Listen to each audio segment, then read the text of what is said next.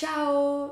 Défi 2 qui consistait à changer les paramètres de son téléphone pour passer du coup de la langue française à la langue italienne. Je ne sais pas ce qu'il en est pour vous, mais moi personnellement j'ai dû faire ce défi une petite semaine environ. Ça m'a largement suffi. Je vous le cache pas, je suis assez mitigée vis-à-vis de ce défi. Donc commençons par les points négatifs. Ce qui me dérange principalement avec ce défi, c'est qu'il reste quand même assez passif comparé aux autres. Il manque cruellement d'action, je trouve.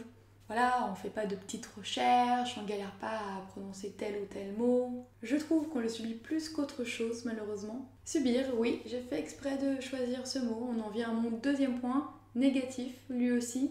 Ce défi est tout simplement un traquenard. La plupart des applications suivent la langue de votre téléphone, logique. Donc si comme moi vous n'avez pas encore énormément de vocabulaire ou si vous n'avez pas mémorisé l'emplacement précis de telle ou telle fonctionnalité, eh bien vous risquez de chercher pendant longtemps.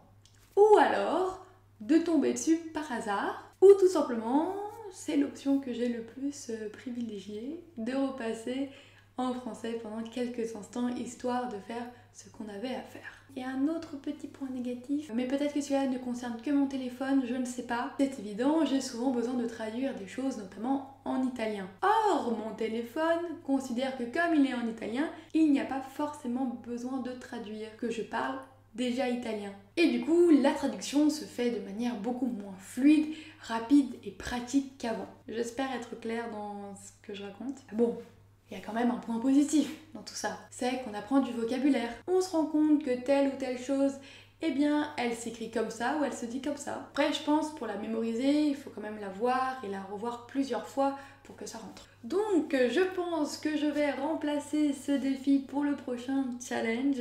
Néanmoins, je comprends parfaitement que certaines personnes puissent l'apprécier. C'est une manière d'apprendre une langue un peu inconsciemment, sans trop se bourrer le crâne d'informations. Il reste quand même intéressant, mais c'est comme tout, il ne convient pas forcément à tout le monde. N'oubliez pas que dans cette vidéo, c'est juste mon avis et qu'il ne représente pas la vérité absolue. Et n'hésitez pas à me dire ce que vous en avez pensé, si vous au contraire vous avez super bien accroché avec ce défi, ou si comme moi vous avez bien ramé et au final vous avez abandonné avec lui. Sur ce, on se retrouve demain pour le défi numéro 3. Ciao!